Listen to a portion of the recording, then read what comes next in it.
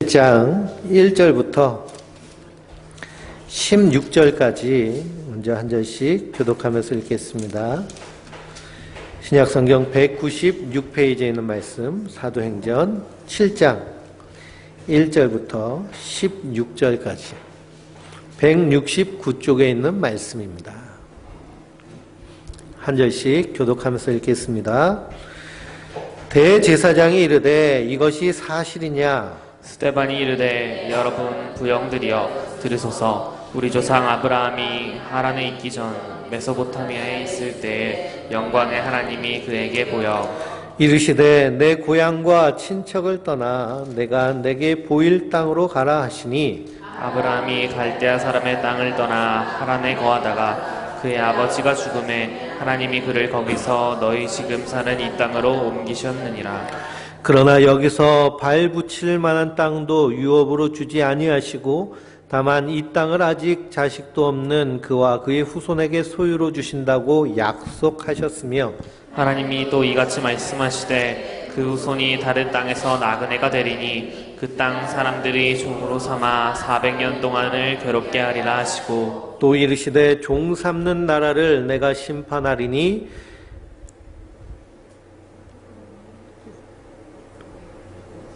그 후에 그들이 나와서 이곳에서 나를 섬기리라 하시고 할례 언약을 아브라함에게 주셨더니 그가 이삭을 낳아 여드레 만에 할례를 하고 이삭이 야곱을 야곱이 우리 12조상을 낳으니라. 열로조상이 요셉을 시기하여 애굽에 팔았더니 하나님이 그와 함께 계셔서 그 모든 환난에서 건져내사 애굽 땅 바로 앞에서 은총과 지혜를 주심에 바로가 그를 애굽과 자기 온 집의 통치자로 세웠느니라. 그때 애굽과 가나안 온 땅에 흉년이 들어 큰 환난이 있을세 우리 조상이 양식이 없는지라. 야곱이 애굽에 곡식 있다는 말을 듣고 먼저 우리 조상들을 보내고 또 제차 보냄에 요셉이 자기 형들에게 알려지게 되고 또 요셉의 친족이 바로에게 드러나게 되니라.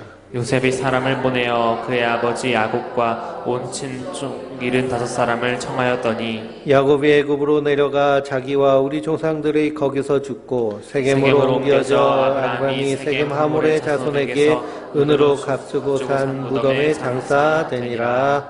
아멘. 할렐루야. 우리가 사도행전을 함께 읽고 있습니다. 사도행전 6장에서는 제자들의 수가 많아지니 헬라파 유대인과 그리고 히브리파 유대인들 사이에 분쟁이 일어났습니다. 왜 그러느냐? 우리 헬라파에 속한 그런 미망인들 또 히브리파에 속한 미망인들 더 구제해달라고 하는데요. 구제에 빠지는 사람들이 생기다 보니까 거기서부터 다툼이 일어난 것입니다. 그래서 사도들이 내린 결정은 무언가요? 우리가 이 일에 몰두하기보다는 본질로 돌아가자. 그래서 사도들이 본질로 돌아가는 것은 무엇인가요? 기도와 말씀을 전하는 일에 전념하기로 합니다. 그리고서는 7명의 집사님을 세웁니다. 7분의 집사님이 교회에 그런 봉사하는 일과 그리고 섬기는 일에 전담을 하여서 할 수 있도록 집사님을 세웠는데요. 그 집사님을 세우는 그러한 기준이 무엇일까요? 집사님을 세우는 기준은 성령과 지혜가 믿음과 성령이 충만한 모습입니다. 믿음과 성령이 충만한 사람 7사람을 세웁니다. 초대교회는요, 성령이 충만한 교회입니다. 그 우리 성도님들은 성령이 충만한 게 뭐라고 생각하세요? 성령이 충만하다. 성령이 충만하다. 성령이 충만한 게 뭘까요? 성령이 충만한 것. 우리 명훈인 성령이 충만한 게 뭐 같아요?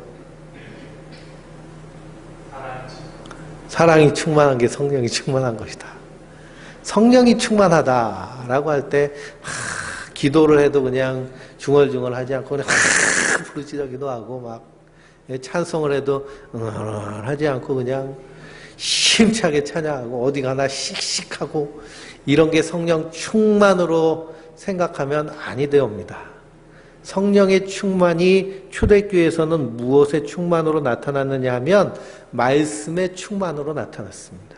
성령의 충만이요, 말씀의 충만으로 나타났어요. 그래서 하나님의 말씀이 왕성하였다 그랬습니다. 하나님의 말씀이 왕성하여서 그래서 제사장들의 무리도 그 도에 복종하게 되는 역사가 일어납니다. 하나님의 말씀이 왕성한 모습. 그러니까 성령 충만한 모습은요, 하나님의 말씀이 충만하게 나타나는 거예요. 그러니까 저분은 성령 충만해 라고 할 때 그 성령 충만의 기준이 뭐예요? 그 입에서 하나님의 말씀, 하나님의 사랑, 하나님의 그런 계명이 입에서 그냥 고백되어지는 사람이 성령이 충만한 사람입니다. 성령이 충만한 사람. 아무리 기도를 뜨겁게 하고요, 아무리 찬양을 멋들어지게 해도 그 입에서 나오는 말이 시기, 분쟁, 다툼, 분열, 모함 이런 말이 나온다면요, 비교하고 판단하고 하는 모습이 나온다면 이것은 절대로 성령 충만한 모습이 아닙니다. 성령 충만한 모습은요, 그 입에서 하나님의 말씀이 드러나는 것입니다. 그래서 에베소서를 읽어보면 하나님의 전신갑주를 입으라 라고 말씀하고 있죠. 하나님의 전신갑주. 머리에는 구원의 투구를 쓰고 가슴에는 의의 흉배를 메고 허리는 진리의 허리띠를 뜨고 신발은 복음의 신발을 신고 그리고 믿음의 방패를 차고 그리고 유일한 공격 무기 성령의 검 곧 하나님의 말씀을 가지라 라고 말합니다. 이 성령 충만한 모습은요, 하나님의 말씀입니다. 그러니까 우리 입에서요, 말씀이 계속 고백되어지는 모습이 성령 충만한 모습입니다. 그러니 세상 얘기, 입에서 나오는 것이 세상 유흥, 입에서 나오는 것이 그런 것이라면 내 안에 성령님이 아직도 곤고하시구나. 성령님이 근심하고 계시는구나. 분명 그리스도 안에 있는 자들은 우리 안에 누가 계세요? 성령님이 계신 거예요. 그 성령님이 충만하다는 것은요, 나의 육신은, 내 육적인 욕심은 죽고 그리고 성령님의 욕심이 지배하는 것인데요. 성령님의 욕심은 어떤 욕심이에요? 더 사랑하려고 하는 욕심, 굳건한 믿음의 욕심. 그래서 성령의 열매는 사랑과 희락과 화평과 인내와 자비와 양선과 충성과 온유와 절제, 이러한 성령님의 소욕들이 우리 안에서 마구마구 쏟아져 나오는 모습, 이것이 성령의 충만한 모습인 줄 믿습니다. 그러니까 성령이 충만하면 그 충만한 사람은 인격 가운데 변화가 일어나는 것입니다. 그러니 그 은혜 받았다 그러고 성령 받았다 그러면서 인격이요 변화되지 않는 모습, 그건 성령 받은 모습이 아닙니다. 인격이 변화되니까요, 윤리 도덕적인 가치가 고차원이 돼버립니다. 왜 그럴까요? 하나님은 거룩하신 분이시기 때문에. 그리고 세상과는 비교가 안 되고요, 판단조차도 안 되는 것이 성령 충만한 모습입니다. 그런데 성경에서는 사도 바울도 그렇고요, 예수님도 그렇고 무엇 받으라고 말씀하고 있어요? 성령 받으라는 것입니다. 그냥 받는 것이 아니고 성령의 충만함을 받으라. 성령의 충만하다는 것은요, 우리가 컵에다 물을 따르는데 따를 때 어떻게 따라요? 적당하게 따르잖아요. 그건 충만이 아닙니다. 충만은 막 칼칼 넘치는 모습이 충만한 모습입니다. 그래서 예수님께서 요한복음에 누구든지 목마르거든 내게로 와서 마시라. 나를 믿는 자는 성경의 이름과 같이 그 배에서 생수의 강이 흘러나리라. 철철 흘러 넘치는 것입니다. 근데 이 성령의 충만은요, 내가 충만해져야 된다고 충만해지나요? 아니죠. 성령님이 우리에게 충만을 부어주셔야 됩니다. 그 성령님이 임하시기까지 예수님은 제자들에게 뭐라고 말씀하셨어요? 기도하라 라고 하셨습니다. 기도하라. 그래서 성령께서 내 안에서 일하실 수 있도록요, 우리의 인생의 운전대를 내가 붙잡지 말고요, 누구에게 맡기는 거예요? 성령님께 맡기는 겁니다. 성령님께 맡긴다는 것은요, 하나님의 말씀에 맡긴다는 것입니다.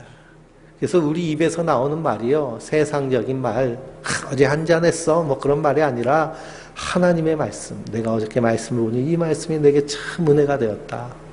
그 하나님의 말씀이 고백되어져야 되고요. 우리의 이슬의 노래도, 흥얼거리는 노래도 바뀌어야 될 줄 믿습니다. 이 흘러간 옛 노래 있잖아요. 청년 때 즐겨 불렀던 노래.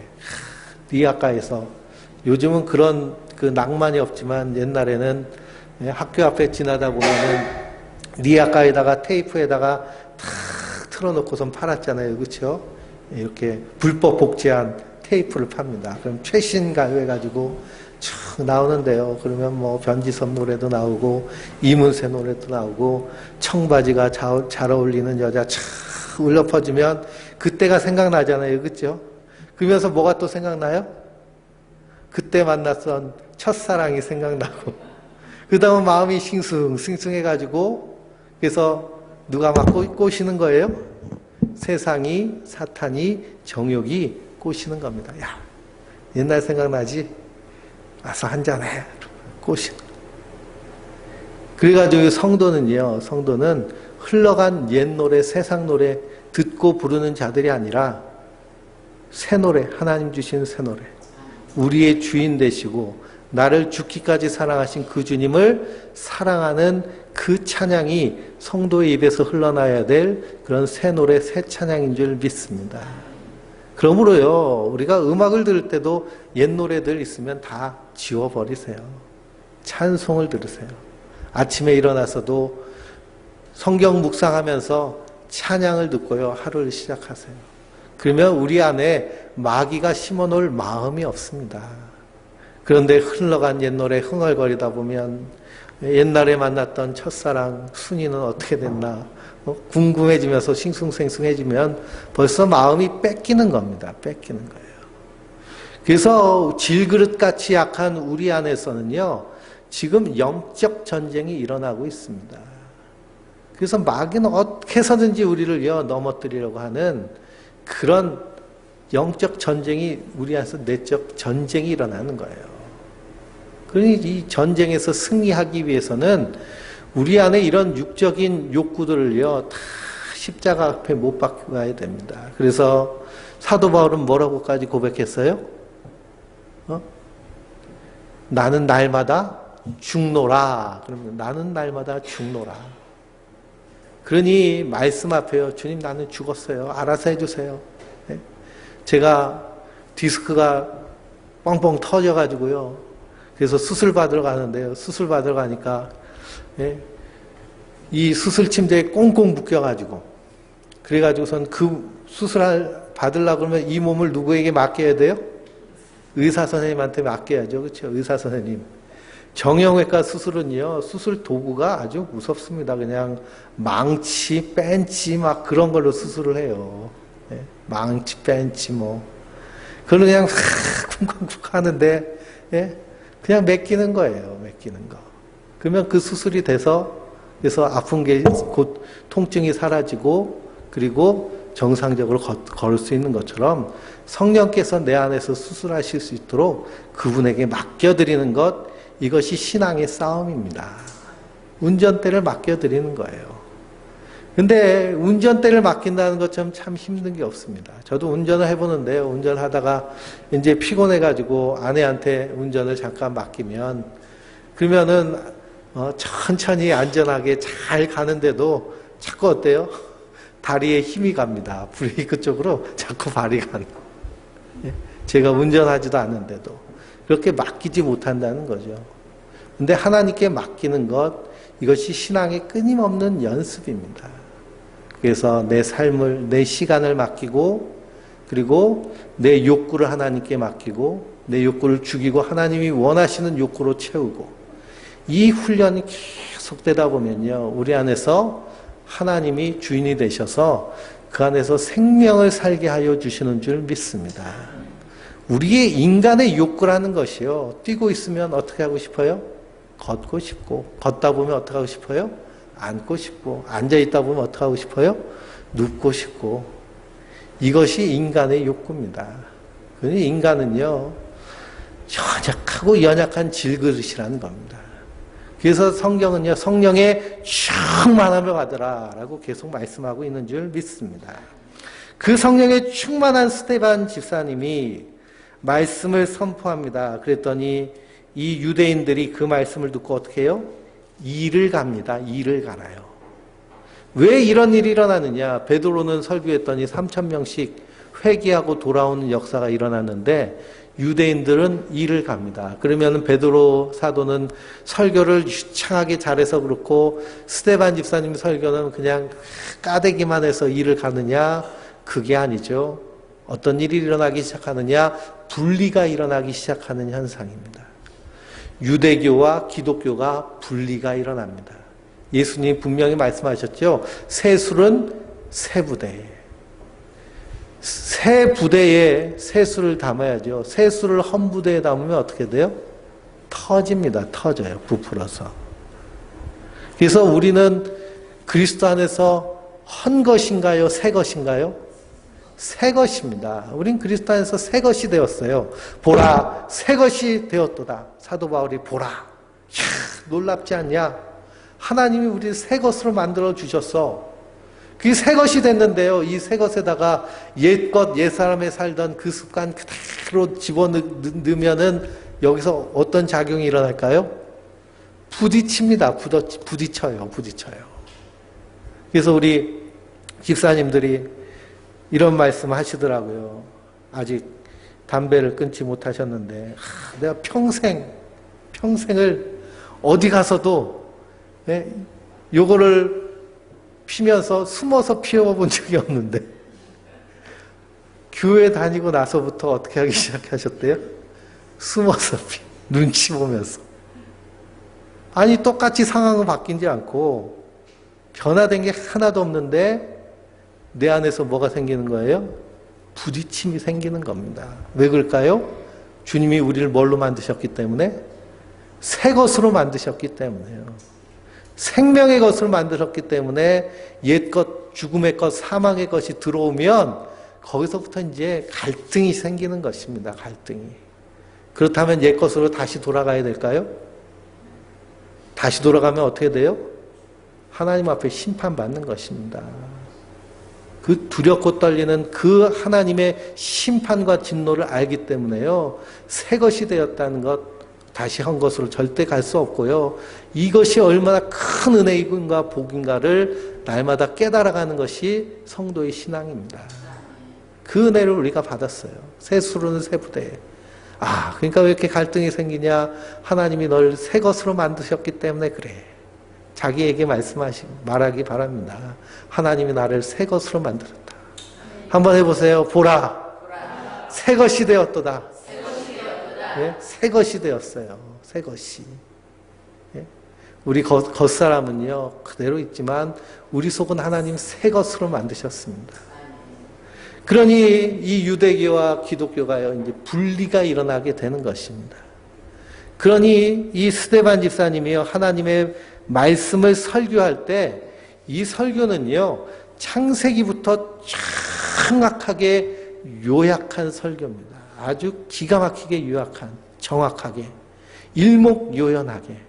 그러니 성령이 지혜를 주시면요, 말씀의 지혜뿐만 아니라 세상을 하나님의 눈으로 바라보는 지혜를 주시는 줄 믿습니다. 역사의식도 마찬가지입니다. 역사의식도요, 자기의 이권을 쫓아서 사는 인생이 아니라 하나님의 공의, 그리고 정의를 따라 사는 그런 길로 주님께서 인도하여 주시는 것입니다. 그러니 우리나라에 그 목숨을 걸고 재산을 다 팔아서 독립운동하고, 그리고 인재를 키우고 하는 그런 일들을 하는 사람들의 그 모습 가운데는 하나님의 이 공의와 정직이 자리 잡고 있기 때문에 그렇게 하는 것을 우리가 보게 됩니다. 저 경주에 600년 동안 부자로 부를 이어온 경주 최씨 집안이 있습니다. 아주 유명한 경주 최씨 집안은요, 저 600년 동안 부를 이어왔어요. 600년. 그러니까 거의 조선왕조 대대로요, 부를 이어왔습니다. 부자가요, 3대 가기가 힘들다라고 하는데요. 그 부를 이어갔어요. 근데 지금은요, 그 재산이 하나도 없습니다. 다 어디 갔을까요? 일본이 우리나라를 집어삼키고 나서 그 재산 다 팔아가지고요. 그리고 저 만주에다가 학교 세우고, 그리고 나라가 독립이 돼서, 그래서 이제 일꾼들을 세워야 되니까요. 그 재산들 다 사회에 환원해서, 그래서 국가에 이렇게 바쳐서 헌납해서 그걸로 경북대학을 만들었습니다. 그래서 대한민국에서 대학교 캠퍼스가 가장 큰 대학교가 어느 대학교냐면 저 대구에 있는 경북대학교입니다. 다 그렇게 헌신하고 희생하는 거예요.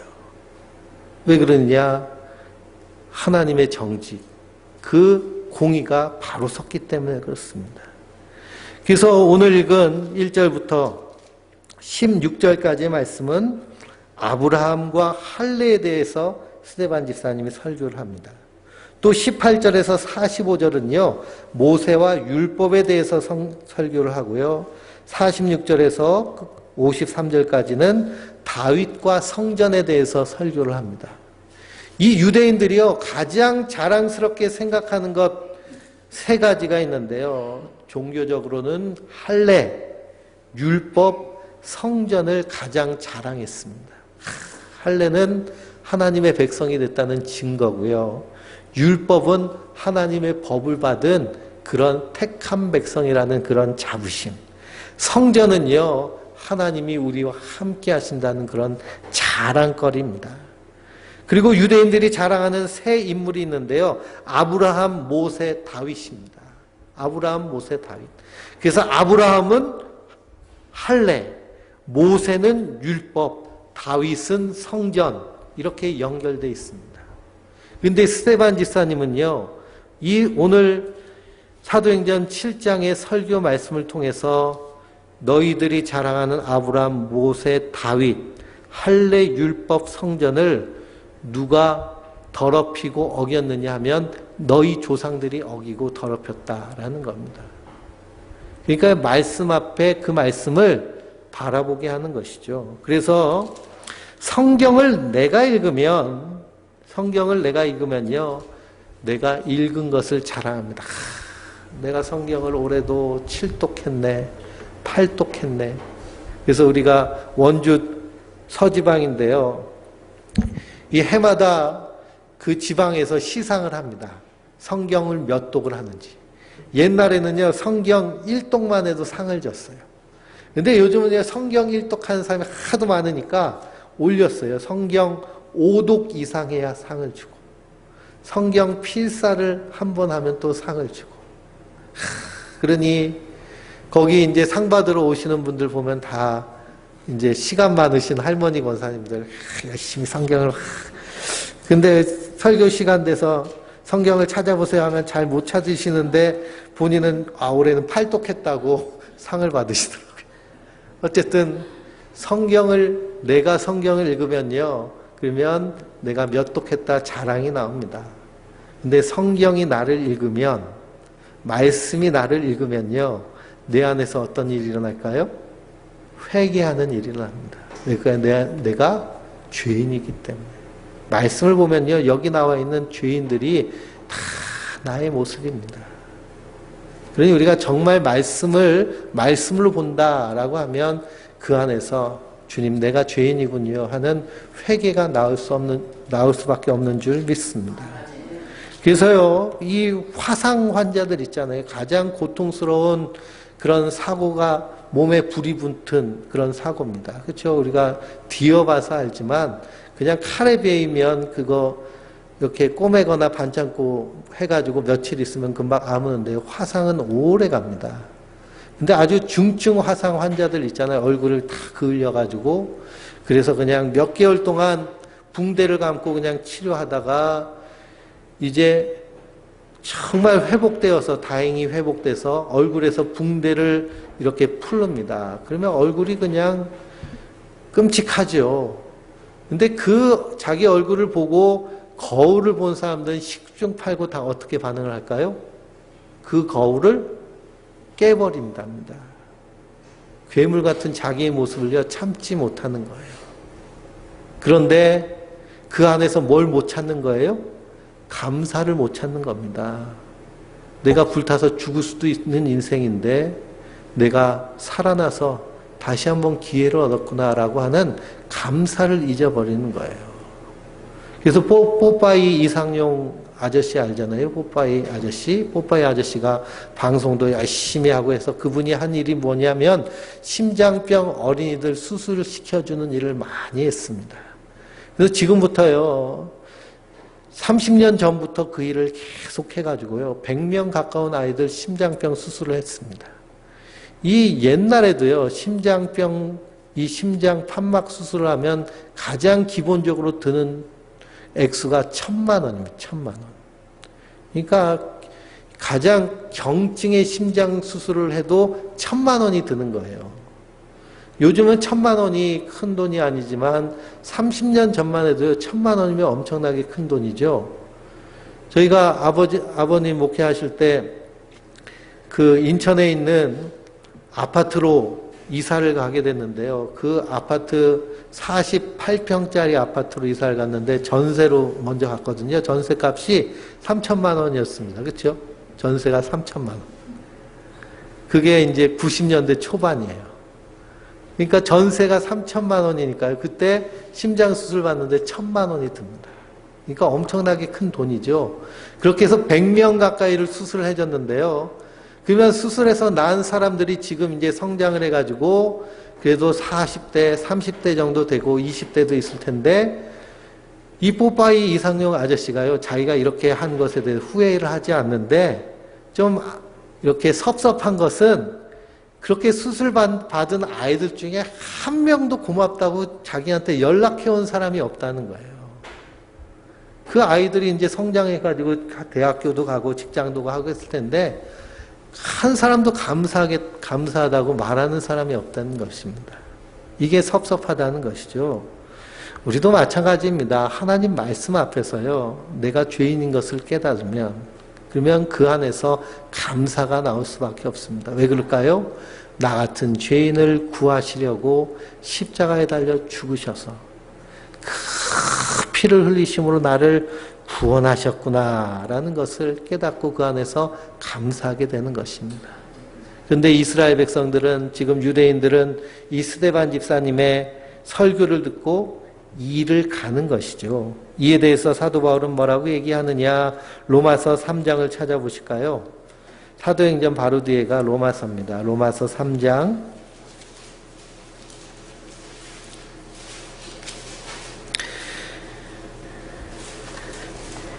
21절부터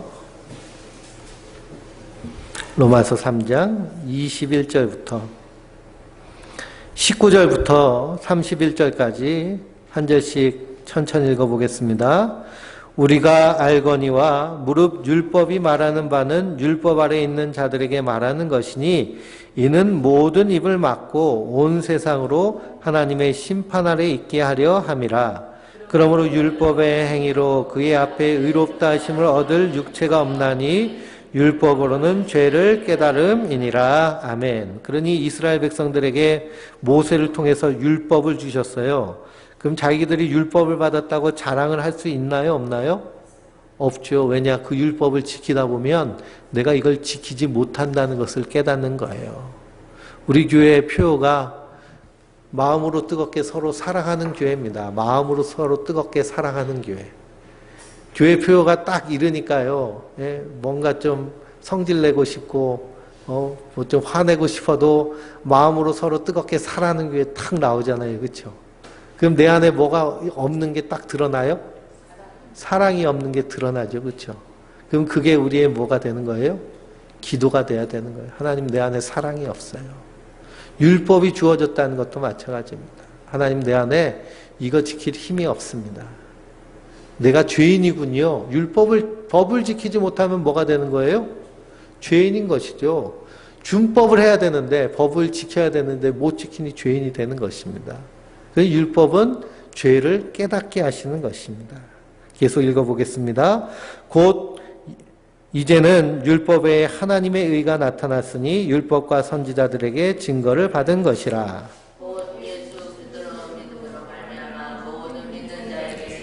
하나님의 의인 차별이 없느니라. 모든 사람이 죄를 범하였음에 하나님의 영광이 이르지 못하더니 그리스도 예수 안에 있는 속량으로 말미암아 하나님의 은혜로 값없이 의롭다 하심을 얻은 자 되었느니라. 아멘. 여기서 예수 안에 있는 속량이라는 말이 나오죠. 속량. 속량이라는 것은 무슨 뜻이에요? 예? 값을 주고 샀다라는 것입니다. 속량이란 말이 어느 때 쓰여졌느냐? 노예제도가 있는 시대예요. 그 노예를 내가 값으로 사서 자유롭게 풀어주는 것이 속량입니다. 그럼 우리가 예수님으로 말미암아 속량 받았는데요. 어디에 노예되었어요? 죄와 사망에 노예된 자입니다. 그래서 사망이 우리를 붙잡아 가면요, 우리는 꼼짝없이 죽는 거예요. 그런데 거기서 주님이 어떻게 하셨어요? 우리를 속량하셨어요. 그래서 성경은요, 성도의 죽음을 죽었다라고 얘기하지 않고 잔다라고 얘기합니다. 잔다. 주님이 마지막 때에 부르시면 생명의 부활로 나아가서 그래서 영생 복락하는 것, 이것이 주님이 우리에게 하신 약속입니다. 약속. 성도는요, 그 약속을 믿는 거예요. 믿는 것. 우리가 잠자고 일어나면 아침이 되는 것처럼요, 성도도 이 땅에서 우리의 호흡이 끝나는 그 죽음의 시간, 그것을 말미암아 끝나는 것이 아니라 잠자는 것입니다. 그래서 마지막 때 다 예수님이 부르실 텐데요, 부르면 그리스도 안에 있는 자들은 생명의 부활로, 그리스도 밖에 있는 자들은 심판의 부활로 나와서 심판대 앞에 섭니다. 그래서 심판받는 거예요. 재판받는 겁니다. 무엇에 따라 재판받을까요? 자기의 행위에 따라서 재판을 받습니다. 그럼 자기의 행위에 따라서 의롭다 하면 그 사람은 어디 갈까요? 그 사람 천국 가겠죠. 의롭다. 근데 성경을 읽어보니 성경에 나와 있는 사람 중에 자기 행위로 구원받을 만한 사람이 누가 있을까요? 예? 모세, 예? 엘리야, 그리고 욥, 그 정도 꼽습니다. 그 다음에는 없다는 거예요. 그러니 누가 와가지고, 아니 이순신 장군은 나라를 위해 목숨 바친 성웅인데, 그럼 이순신 장군님 때는 예수님이 증거되지 않았는데 그럼 이순신 장군님도 지옥 갑니까? 라고 말하면 뭐라고 얘기하면 돼요? 그 사람은 행한 그대로 그의 행위에 따라 하나님이 결정하실 거야. 그거는 우리의 판단과는 상관이 없는 거야. 마찬가지죠. 그리스도 안에 있는 자들은 예수님으로 말미암아 우리가 구원을 받는 것입니다. 그러니 우리가 얼마나 큰 은혜를 받았는가. 그 큰 은혜를 받았으니 그 은혜를 전하는 것이 성도의 마땅한 사명인 줄 믿습니다. 그 다음 25절 읽어보겠습니다. 이 예수를 하나님이 그의 피로써 믿음으로 말미암아 화목제물로 세우셨으니 이는 하나님께서 길이 참으시는 중에 전에 지은 죄를 간과하심으로 자기의 의로우심을 나타내려 하심이니. 아멘. 그래서 이 예수님을 하나님이 화목제물로 삼으셨습니다. 예수님이 십자가에 달려 죽으심으로 하나님과 우리 사이에 무슨 일이 일어났어요? 화해가 일어났습니다. 그전에 원수였는데요, 화해가 일어났어요. 지금 한국하고 일본이 으르렁 거리면서 전쟁하잖아요. 그렇죠? 근데 화해가 일어나려면 어떻게 될까요? 네? 가해자가요, 무릎 꿇고 용서해달라고 하면 되는 겁니다. 그러면 피해자가요, 그 용서를 용납하면 되는 것이죠. 일은 간단합니다. 근데 그것을 인정하지 않으니 문제가 생기는 것처럼. 근데 하나님은요, 예수님의 십자가의 그 사역을 옳다고 인정하셨습니다. 그 증거가 부활입니다. 주님 부활하심으로, 그래서 그 예수님의 모든 사역이 옳다함을 받으신 것이죠. 다시 사도행전 7장으로 돌아가서요, 그래서 할례를 자랑하고 율법을 자랑하고 성전을 자랑하는 너희가 누구를 못 박아 죽였다는 거예요? 예수님을 못 박아 죽였다는 겁니다. 왜 그럴까요? 할례는 그리스도를 상징하는 것이고, 율법도 그리스도를 상징하는 것이고, 성전도 그리스도를 상징하는 것인데 너희가 그 선지자들의 가르침을 다 버렸다라는 것입니다. 선지자들의 가르침을. 그쵸? 이스라엘 백성들이요. 너희가 언제 광야에서 한번 하나님을 제대로 경외한 적이 있느냐? 이 할례를 받았다는 너희 조상들, 우리 조상들, 그 요셉을 시기해서 어떻게 했느냐? 노예로 팔아버리지 않았느냐? 성전을 자랑하지만 그 성전에서 지금 어떤 일이 일어나고 있느냐? 지금 스데반 집사님이요. 이 유대인들을 고발하고 있습니다. 그러니 그 고발을 받고 회개가 나오지 않고 이를 갈며 그러면서 이 스데반 집사님을 죽이려고 하는 것이죠. 그래서 51절부터 53절까지 읽어보겠습니다. 목이 곧고 마음과 귀에 할례를 받지 못한 사람들아. 사도행전 7장 51절입니다. 시작. 목이 곧고 마음과 귀에 할례를 받지 못한 사람들아, 너희도 너희 조상들과 같이 항상 성령을 거스리는도다. 너희 조상들이 선지자들 중에 누구를 박해하지 아니하였느냐? 의인이 오시리라 예고한 자들을 그들이 죽였고 이제 너희는 그 의인을 잡아준 자요 살인자가 되었니? 너희는 천사가 전한 율법을 받고도 지키지 아니하였도다 하니라. 아멘. 그러니 스데반 집사님이요, 그들을 말씀으로 폭로하는 것입니다. 그랬더니 어떤 일이 일어났느냐? 54절부터 끝까지 읽어보겠습니다. 그들이 이 말을 듣고 마음에 찔려 그를 향하여 이를 갈거늘 스데반이 성령 충만하여 하늘을 우러러 주목하여 하나님의 영광과 및 예수께서 하나님 우편에 서신 것을 보고 말하되 보라 하늘이 열리고 인자가 하나님 우편에 서신 것을 보노라 한데 그들이 큰 소리를 지르며 귀를 막고 일제히 그에게 달려들어 성 밖으로 내치고 돌로 칠세 증인들이 옷을 벗어 사울이라는 청년의 발 앞에 두니라. 그들이 돌로 스데반을 치니 스데반이 부르짖어 이르되 주 예수여 내 영혼을 받으시옵소서 하고 무릎을 꿇고 크게 불러 이르되 주여 이 죄를 그들에게 돌리지 마옵소서 이 말을 하고 자니라. 아멘. 그러니 스데반 집사님의 설교를 듣고 마음이 찔렸는데요. 마음이 찔렸으면 어떤 일이 일어나야 돼요? 회개가 일어나야죠. 그런데 어떤 일이 일어났어요? 박해가 일어났습니다. 그러니 하나님 말씀을 듣고 마음이 찔려서 회개케 하는 것도요, 하나님의 은혜인 줄 믿습니다. 하나님 은혜를 주셔야 이 말씀을 통해 내가 죄인이구나 깨닫고 천부여 의지 없어서 손들고 옵니다 하고 찬양하는 것, 이것이 큰 복입니다. 이것이 바로 보배로운 예수 그리스도를 질그릇 가운데 담고 있는 성도가 이 땅에서 받은 은혜인 줄 믿습니다. 그 스데반 집사님 이 말씀을 증거하고 돌로 쳐서 죽임을 당하는 첫 순교의 열매가 되는데요. 근데 그 집사님이 눈을 들어서 하늘을 우러러 볼 때 하늘문이 활짝 열리고 예수님께서 하나님 우편에 어떻게 하고 계세요? 서 계신 것을 봅니다. 예수님은 하나님 우편에 좌정하신 분인데요. 앉아 계신 분이 벌쩍 일어나서 그 영혼을 기다리고 계시는 것입니다. 그러니 그들이 아무리 돌로 쳐도요, 그것이 아픔과 고통이 아닙니다. 저 천국의 저 하나님 나라의 환희와 그 주님을 만날 기쁨은요, 이 세상 어떤 것과도 비교할 수 없는 큰 은혜이고 기쁨인 줄 믿습니다.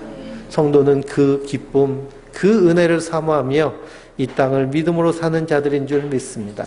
그 은혜와 복이 우리 성도님들 위해 충만하시기를 주님의 이름으로 축원드립니다.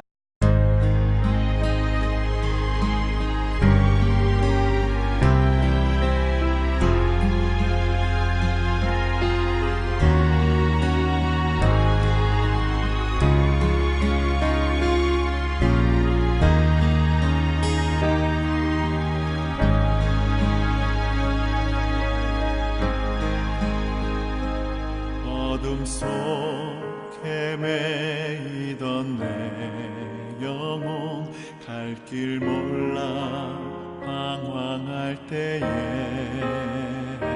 주의 십자가 영광의 그 빛이 나를 오셨네. 주홍빛보다 더 붉은 내 죄 그리스도의 피로 씻기어 완전한 사랑 주님의 은혜로 새 생명 주께 얻었네. 그대 아니면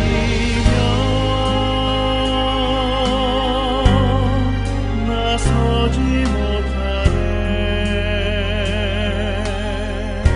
십자가의 그 사랑 능력 아니면 나서지 못하네. 그대 아니면 나서지 못하네. 놀라운 사랑 그 은혜 아니면 나서지 못하네.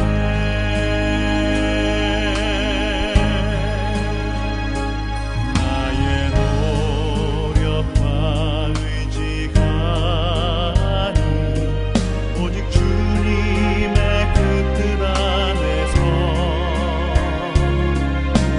의로운 자라 내게 말씀하셨네. 완전하신 그 은혜로 그대 아니면 나서지 못하네. 십자가의 그 사랑 능력 아니면 나서지 못하네. 그대 아니면 나서지 못하네. 완전한 사랑 그 은혜 아니면 나서지 못하네. 이제 나 산 것 아니요 오직 예수 내 안에 살아계시니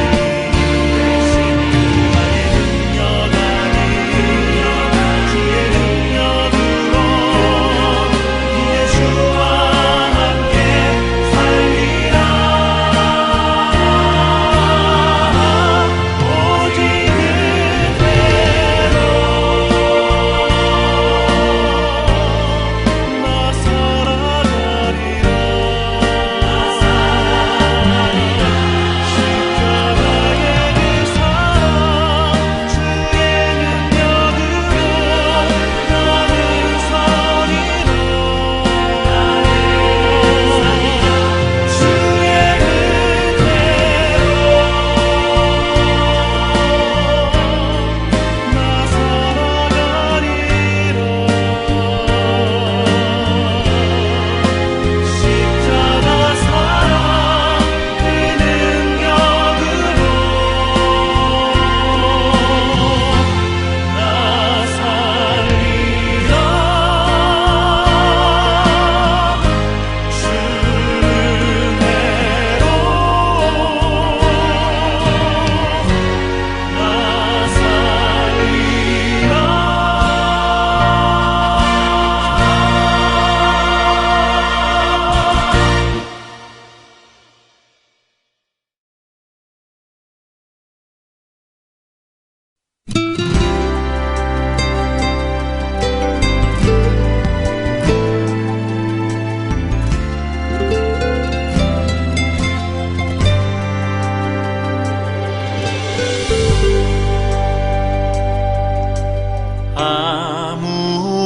아무것도 두려워 말라.